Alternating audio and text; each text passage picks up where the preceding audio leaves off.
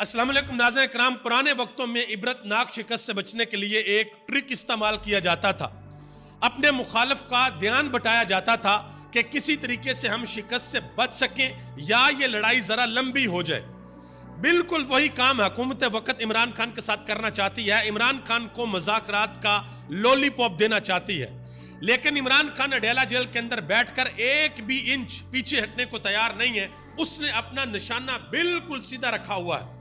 वो अडेला जेल के अंदर बैठकर ऑक्सफोर्ड का इलेक्शन लड़ने को तो तैयार है, लेकिन वो किसी भी सूरत कोई डील करके ना जद्दा जाने को तैयार है, ना वो लंदन जाने को तैयार है। इमरान खान ने आज बड़ी अहम गुफ्तगू की है अडेला जेल के अंदर। इसके अलावा ख्वाजा आसिफ साहब उन्होंने एक बहुत बड़ा दावा कर दिया है कि जी अडेला जेल के अंदर इमरान खान के पास एक मोबाइल फोन है। वो किस कंपनी का है, उसका मॉडल कौन सा है, ये भी बता दिया। इससे पहले यह दावा भी किया गया था कि इमरान खान को अडेला जेल के अंदर 5 स्टार होटल वाली सहूलियत मिली हुई है। तो इसका जवाब भी आज इमरान खान ने दिया है। 8 सितंबर के जलसे के हवाले से आज पाकिस्तान तहरीक-ए-इंसाफ ने एक अहम तरीन ऐलान भी कर दिया है और केपीके के अंदर एक बहुत बड़ी डेवलपमेंट हुई है। पंजाब से सीटीडी के एहलकार जाते हैं एक ऑपरेशन करने के लिए केपीके में, और वहां पे उनको पकड़ भी लिया जाता है और उनके खिलाफ मुकदमा भी दर्ज कर लिया जाता है।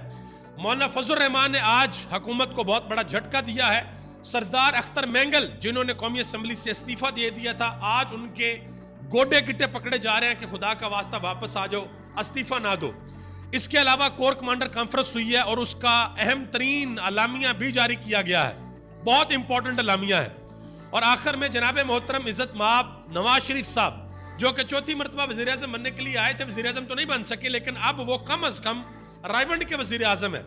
तो रायवंड के अंदर उन्होंने एक बहुत बड़ा एक्शन ले लिया है, वो भी आपको बताने के लिए जा रहा हूं। आगे बढ़ने से कबल आपसे गुजारिश करूंगा कि बराह करम हमारी वीडियो को लाइक कर दें, और उन तमाम दोस्तों का बेहद शुक्रिया जिन्होंने हमारे यूट्यूब चैनल को सब्सक्राइब किया।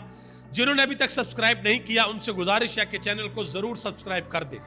तो पहले नंबर पर आज इमरान खान ने अडेला जेल के अंदर जो गुफ्तगू की है वो मैं आपके सामने रख दूं। पार्लियामेंट के अंदर खड़े होकर यह दावा किया गया था कि इमरान खान को अडेला जेल के अंदर वो सहूलियत मिली हुई है जो 5 स्टार होटल के अंदर किसी को मिलती हैं। तो इमरान खान ने आज ये कहा कि पार्लियामेंट के अंदर झूठ बोला जाता है। उन्होंने कहा कि मेरे पास सिर्फ वो सहूलियत हैं जो एक सजाए मौत के कैदी के पास होती हैं, मैं उस चक्की के अंदर रहता हूं। इमरान खान ने कहा कि हफ्ते के अंदर सिर्फ 3 मरतबा मुलाकात करने के लिए मैं अपने सेल से बाहर आता हूं, वरना मैं तमाम वक्त अपने सेल के अंदर ही गुजारता हूं।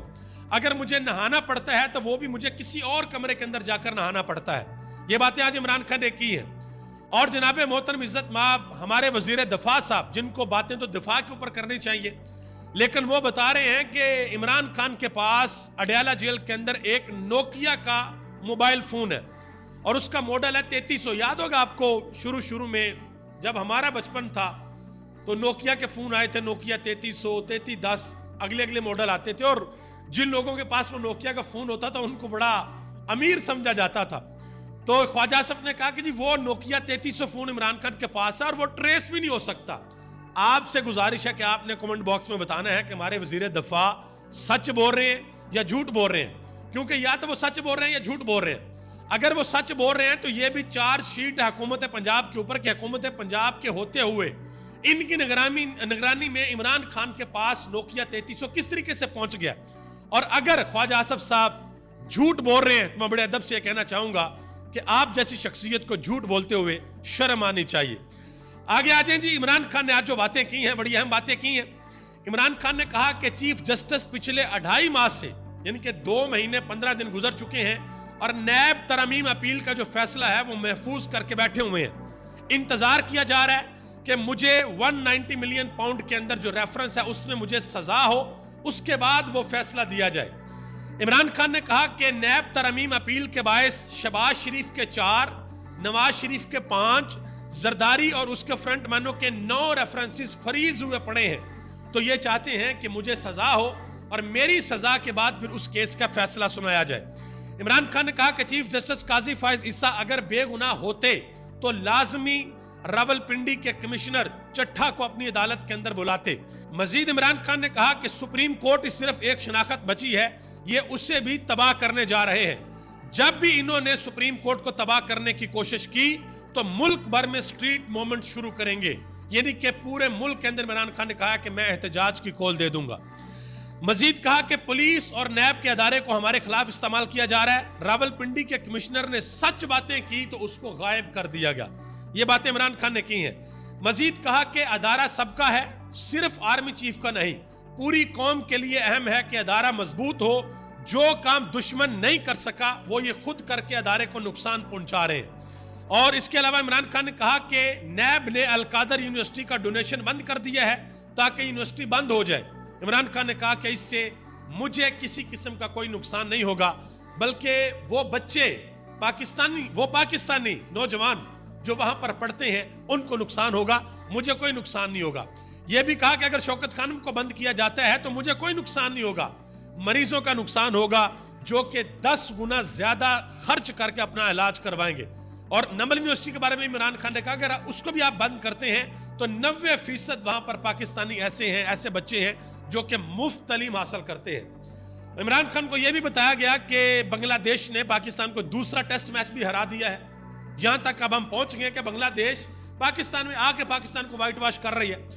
تو عمران خان نے کہا کہ قوموں کو تباہ کرنے کے لیے دشمن کے حملے کی ضرورت نہیں ہوتی, اداروں پر کرپٹ اور نااہل لوگ بٹھا دیے جائیں تو قومیں تباہ ہو جاتی ہیں.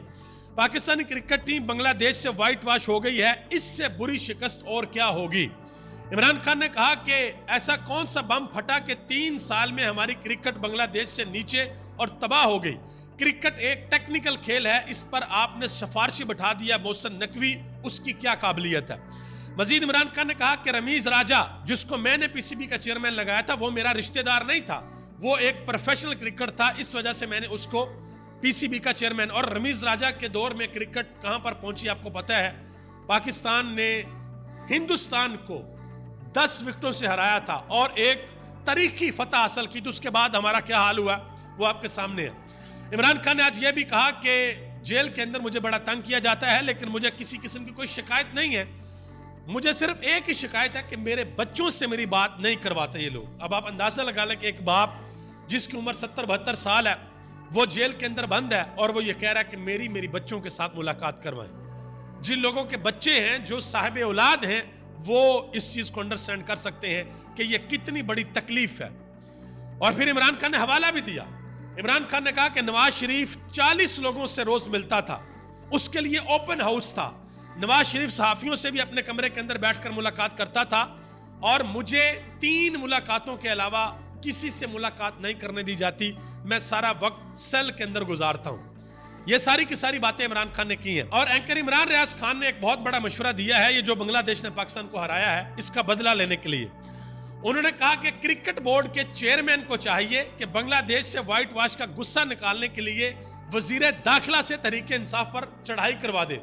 کرکٹ بورڈ کے چیئرمین بھی محسن نقوی صاحب ہیں اور وزیر داخلہ بھی محسن نقوی صاحب ہیں, یعنی کہ محسن نقوی صاحب محسن نقوی کو کہیں کہ تحریک انصاف کے اوپر چڑھائی کر دو, یہ بنگلہ دیش کی ہار کا بدلہ لینے کے لیے.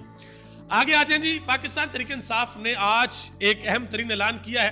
پاکستان تحریک انصاف کی ٹیم, ان کے وکلا شعیب شہین, نعیم حیدر پنجوتا, کچھ اور وکلا آج سنجگانی کے مقام پر پہنچے ہیں اور وہاں پر بہت بڑا گراؤنڈ ہے اور یہ فیصلہ ہوا ہے کہ وہاں پر پاکستان تحریک انصاف جلسہ کرے گی.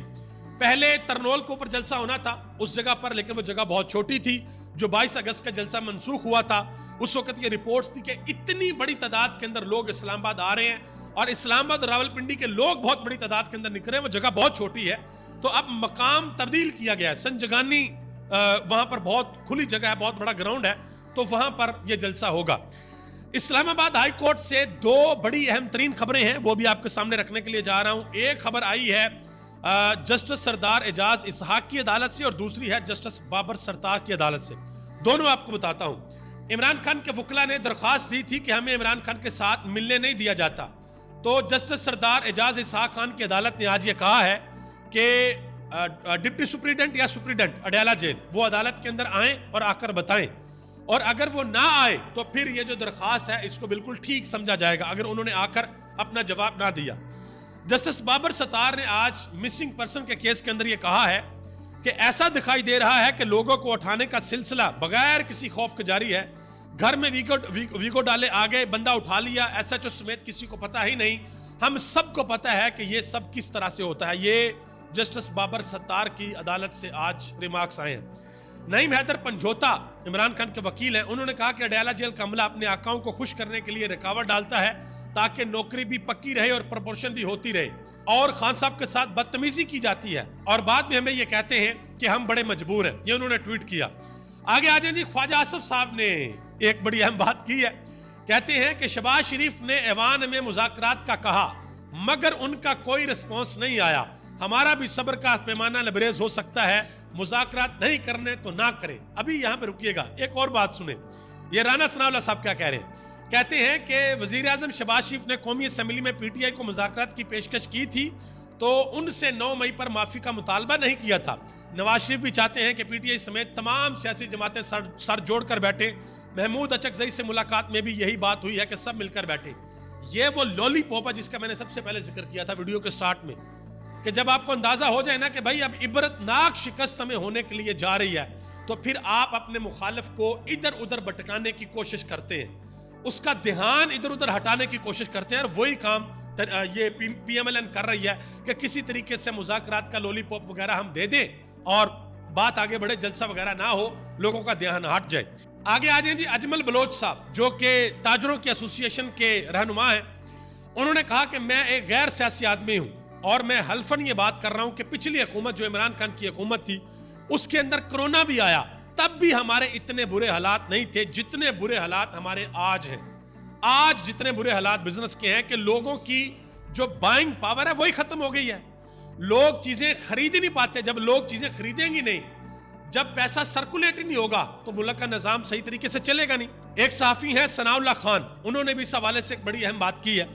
उन्होंने कहा कि पाकिस्तान बेरोजगारी में सरे फरिस्त मुल्क बन गया, हुकूमत बेरहम है, जजों की डिग्रियां चेक कराने और इमरान खान को टारगेट करने में मसरूफ हैं, लेकिन आम लोग अफेक्ट हो रहे हैं, आम लोग बेचारे मर रहे हैं। इसके अलावा एक और बड़ी खबर है जी, सीटीडी पंजाब के लोग पेशावर के अंदर गए कोई ऑपरेशन करने के लिए और वहां पर उनको फिर गिरफ्तार किया गया, उनके कार्ड शार्ट भी सामने आए और ये भी इतलात हैं कि उनके ऊपर मुकदमा भी दर्ज कर लिया गया। तो उमर अयूब खान ने असेंबली के अंदर खड़े होकर कहा है, अपोजिशन लीडर ने, कि सीटीडी पंजाब के लोग पेशावर में काले वीगो में बैठकर गैर कानूनी गैर आईनी ऑपरेशन करने के लिए जाते हैं। मैं वजीर आला खैबर पख्तूनख्वा अली अमीन गंडापुर को दाद देता हूं जिसने इन अहलकारों के खिलाफ मुकदमा दर्ज किया। मौलाना फजलुर रहमान ने बड़ी अहम बात की है। उन्होंने कहा कि हम जैसे तैसे भी हैं, फॉर्म 45 के हैं या 47 के हैं, डिफेक्टिव ही सही, काम हमसे ही लिया जाएगा, हम अदारों के इस्तेमाल के लिए यहाँ पर नहीं बैठे हुए। उन्होंने कहा कि मैं देखता हूं कि किस तरीके से जो तरमीम है वो पास होती हैं। आगे आ जाए जी, एक और बड़ी अहम बात है, हुकूमत और पाकिस्तान तहरीक इंसाफ दोनों ये कोशिश कर रही हैं कि सरदार अख्तर मैंगल जिन्होंने इस्तीफा दिया था वो अपना इस्तीफा वापस लें। असद कैसर साहब की कोशिश है कि सरदार अख्तर मैंगल हमारे साथ शामिल हो जाए, जो इनका एक अलायंस बन रहा है उसके साथ शामिल हो जाए। असद कैसर ने यह भी कहा कि इनके हाथ से बलूचिस्तान निकलता जा रहा है, बलोच अवाम महारंग बलोच के साथ हैं, खुदारा इस मुल्क के ऊपर रहम करें। उन्होंने यह भी कहा कि अख्तर मैंगल को मना रहे हैं वो अपना इस्तीफा वापस लें और अपोजिशन इत्तेहाद के साथ मिलकर आगे बढ़ें। हम बलूचिस्तान का ग्रैंड जरगा बुलाएंगे और मामलात को आगे लेकर चलेंगे। ये बात असद कैसर ने की है। और ख्वाजा साद रफीक साहब भी कह रहे हैं, कहते हैं कि सरदार अख्तर मैंगल का कौमी असम्बली से इस्तीफा वफाक के लिए बड़ा बुरा शगुन है। सोचना होगा कि कल के इत्तेहादी आज मुखालिफ कैंप में क्यों इकट्ठे होने दिए गए हैं। इस्तीफे को मौखर किया जाए और बात की जाए। महमूद अचकज़ई ने कहा कि हम खैरात या भीख नहीं बल्कि अपना हक के हुक्मरानी चाहते हैं। इसके अलावा कोर कमांडर कॉन्फ्रेंस हुई है, उसका बड़ा अहम एलामिया जारी किया और उसके बाद फिर वो जो नवाज शरीफ ने एक्शन लिया वो भी आपको बताता हूँ। एलामिया ये जारी हुआ है कि पाक फौज गैर मुतनज़्ज़ल अज़म से एक मजबूत और कड़े एहतसाब के जरिए अपनी इक़दार की पासदारी करती है जिसमें किसी किस्म की जानबदारी और इस्तिश्ना की कोई गुंजाइश नहीं होती। फौज में मौजूद कड़े एहतसाबी निज़ाम पर अमल दरामद अदारे के इस्तेहकाम के लिए लाजम है, कोई भी फर्द इस अमल से बालातर और मुस्तस्ना नहीं हो सकता। याद रहे कि कुछ अरसा ये कबल माजी करीब में जनरल फैज हमीद को गिरफ्तार किया गया था। आगे आ जाए जी, आखिर में ये आरिफ मलिक साहब ने एक खबर दी है, बहुत बड़ी खबर है नवाज शरीफ के हवाले से, कि जाती उमरा के 2 ट्रैक्टर खराब हो गए हैं और नवाज शरीफ ने इंक्वायरी कमेटी बैठा दी है। नवाज शरीफ साहब ने एक बहुत बड़ा फैसला किया है, बहुत बड़ा डिसीजन कर लिया उन्होंने। वो रायवंड के वजीर आजम है, तो उन्होंने कहा कि भाई ये जो 2 ट्रैक्टर खराब हो गए हैं इनके ऊपर इंक्वायरी की जाए, कमेटी बनाए और इसकी रिपोर्ट दी जाए। आप सबका बहुत बहुत शुक्रिया। पाकिस्तान जिंदाबाद, पाकिस्तान के अवाम और पाकिस्तान के इदारे पाइंदा।